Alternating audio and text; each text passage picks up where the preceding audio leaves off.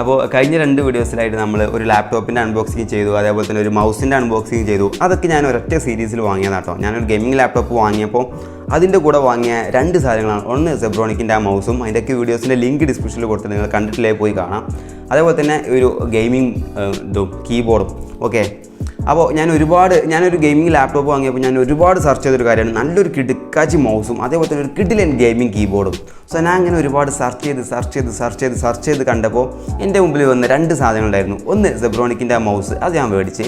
പിന്നെ അതിൻ്റെ കൂടെ തന്നെ ഒരു കോംബോ ഓഫറായിട്ട് സെബ്രോണിക്കിൻ്റെ ട്രാൻസ്ഫോമറിൻ്റെ ഒരു കീബോർഡ് വന്നിട്ടുണ്ടായിരുന്നു. പക്ഷേ ആ കീബോർഡ് എനിക്ക് അത്ര ഒരു ഇഷ്ടപ്പെട്ടില്ല. ഡിസൈൻ ഡിസൈൻ നമുക്ക് ഒഴിവാക്കാം.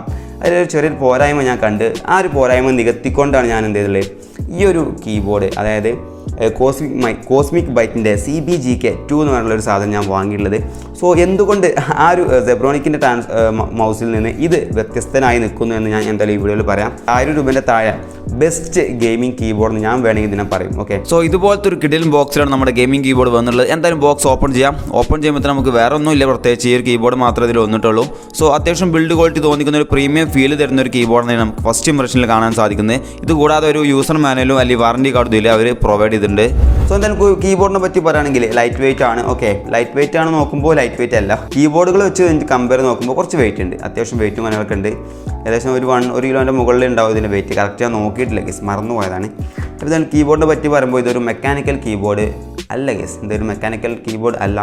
വേണമെങ്കിൽ നമുക്കൊരു സെമി മെക്കാനിക്കൽ വേണമെങ്കിൽ പറയാം. കാരണം ഇതിൻ്റെ സ്വിച്ചസൊക്കെ അത്യാവശ്യം ഒരു മെക്കാനിക്കൽ ഫീലിംഗ് കിട്ടുന്നുണ്ട്. ഉണ്ടോ, നമുക്ക് അത്യാവശ്യം നല്ലൊരു ഫീലിംഗ് കിട്ടുന്നുണ്ട്, മെക്കാനിക്കൽ ഫീലിംഗ് കിട്ടുന്നുണ്ട്. അപ്പോൾ എന്തായാലും ഇതൊരു RGB കീബോർഡാണ്. നമുക്ക് 7 മോഡ് RGB ഇതിൽ വരുന്നുണ്ട്. സോ ഒരുപാടധികം നല്ല രീതിക്കുള്ള ഒരു എഫക്റ്റും കാര്യങ്ങളൊക്കെ ഈ ഒരു കീബോർഡിൽ കൊടുത്തിട്ടുണ്ട്. ഇത് രാത്രിയൊക്കെ കാണാൻ ഒരു രക്ഷയില്ല കേസ്. ഒരു പ്രീമിയം ഗെയിമിംഗ് കീബോർഡാണ് നമ്മളെ കയ്യിൽ ഇന്നിരിക്കുന്നത്. അതുപോലെ തന്നെ നമുക്കിവിടെ കീബോർഡിൻ്റെ ഹൈറ്റ് അഡ്ജസ്റ്റ് ചെയ്യാൻ പറ്റിയ 2 കീസും ഇവിടെ കൊടുത്തിട്ടുണ്ട്. ഇവിടെ ഉണ്ട്. അതേപോലെ തന്നെ പിന്നെ ഇതിൻ്റെ ക്യാബിൾസ് നോക്കുകയാണെങ്കിൽ ഒരു ബ്രൈഡഡ് ആയിട്ടുള്ളൊരു ക്യാബിൾസാണ് വരുന്നത്. അതായത് ഒരു ക്ലോത്ത് മെറ്റീരിയൽസ് കൊണ്ട് കവർ ചെയ്ത പോലെ ഭയങ്കര സേഫ്റ്റി പ്രൊവൈഡ് ചെയ്യുന്നൊരു വയേഴ്സാണ് അവർ ഇതിൽ പ്രൊവൈഡ് ചെയ്തിട്ടുള്ളത്. അതേപോലെ തന്നെ ഇതിൻ്റെ USB നോക്കുകയാണെങ്കിൽ USB 3.0 പോർട്ടാണ് വരുന്നത്. ഗോൾഡ് പ്ലേറ്റഡ് ആയിട്ടുള്ളൊരു പോർട്ടാണ് വരുന്നത്. പോർട്ടല്ല, പ്ലഗാണ് വരുന്നത്. സോ ഞാനിത് കമ്പ്യൂട്ടറിൽ കണക്ട് ചെയ്ത് നോക്കിയപ്പോൾ ഭയങ്കര റെസ്പോൺസും കാര്യങ്ങളൊക്കെ കിട്ടുന്നുണ്ട്. ഗെയിം കളിക്കുമ്പോൾ ഭയങ്കര ഫാസ്റ്റായിട്ട് നമുക്ക് എന്തുണ്ട് റെസ്പോൺസും കാര്യങ്ങളൊക്കെ കിട്ടുന്നുണ്ട്. ഞാൻ GTA 5 കാര്യങ്ങളൊക്കെ കളിച്ച് നോക്കി. എനിക്ക് പേഴ്സണലി ഒരുപാട് ഇഷ്ടമായി. ഞാൻ ഒരുപാട് സെർച്ച് ചെയ്തിട്ടാണ് best gaming keyboard under 1000 rupees അല്ലെങ്കിൽ 1K ഈ ഒരു സാധനമായിട്ട് എനിക്ക് തോന്നിയത് കേട്ടോ. പിന്നെ സെബ്രോണിക്സിൻ്റെ ആ ഒരു കീബോർഡുമായിട്ട് എനിക്ക് തോന്നിയ പ്രശ്നം എന്തെന്ന് വെച്ചാൽ സെബ്രോണിക്കിൻ്റെ കീബോർഡിന് ബാക്ക് ലൈറ്റ് വരുന്നുണ്ട്, RGB ലൈറ്റും കാര്യങ്ങളൊക്കെ വരുന്നുണ്ട്, ഇതും വരുന്നുണ്ട്. പക്ഷേ സെബ്രോണിക്കിൻ്റെ കീബോർഡിൻ്റെ താഴെയാണ് വരുന്നത്. അതായത് ലെറ്റേഴ്സിൻ്റെ ഉള്ളിൽ ലെറ്റേഴ്സ് എപ്പോഴും വൈറ്റ് കളേഴ്സിലായിട്ടാണ് എനിക്ക് തോന്നിയത് ഞാൻ റിവ്യൂസ് കണ്ടപ്പോൾ. അതേപോലെ തന്നെ ലെറ്റേഴ്സ് കളേർഡ് അല്ല. നമ്മൾ രാത്രിയൊക്കെ ടൈപ്പ് ചെയ്യുമ്പോൾ ലെറ്റേഴ്സ് ഒരിക്കലും എന്ത് ചെയ്യില്ല, തെളിഞ്ഞ് കാണില്ല. അടിയിൽ എന്തെങ്കിലും RGB ലൈറ്റും കാര്യങ്ങളൊക്കെ ഉണ്ടാവും. പക്ഷേ ഈ ഒരു സാധനം അങ്ങനെയല്ല.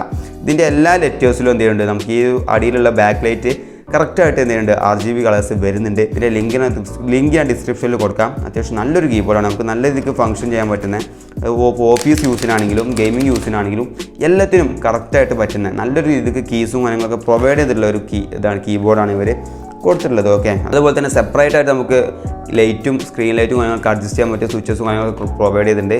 പിന്നെ ഈ കീ പറിച്ചെടുക്കാൻ പറ്റുമെന്നൊക്കെ അവർ പറയുന്നുണ്ട്. പക്ഷേ ഞാൻ ട്രൈ ചെയ്ത് നോക്കിയിട്ടില്ല കേസ്. ഓക്കെ, ഇനി ഇത് വെറുതെ പറിച്ചെടുത്താണ്ട് പൊട്ടിച്ചാണ്ട് എന്നോട് വന്ന് കംപ്ലൈൻറ്റ് ആയിട്ട് ഒരു കാര്യം ഉണ്ടാവില്ല, ഞാൻ ഉത്തരവാദിയാവില്ല. ഓക്കെ, അപ്പോൾ എന്തായാലും നമുക്ക് ഈ വീഡിയോ ഇഷ്ടപ്പെട്ടാൽ നമ്മളെടുത്ത എഫേർട്ട് ജസ്റ്റ് ഒരു ലൈക്ക് ചെയ്തിട്ട് നമ്മൾ സപ്പോർട്ട് ചെയ്യാം. ഇതുപോലത്തെ വീഡിയോസ് കാണാൻ താല്പര്യം ഉണ്ടെങ്കിൽ ജസ്റ്റ് ഒന്ന് സബ്സ്ക്രൈബ് ചെയ്യുക കേസ്. ഓക്കെ, സോ പുതിയ ടെക്നോളജി വീഡിയോ അല്ലെങ്കിൽ പുതിയൊരു അൺബോക്സിംഗ് വീഡിയോ നമുക്ക് വീണ്ടും കണ്ടുമുട്ടാം. അതുവരെ ഗുഡ് ബൈ കേസ്.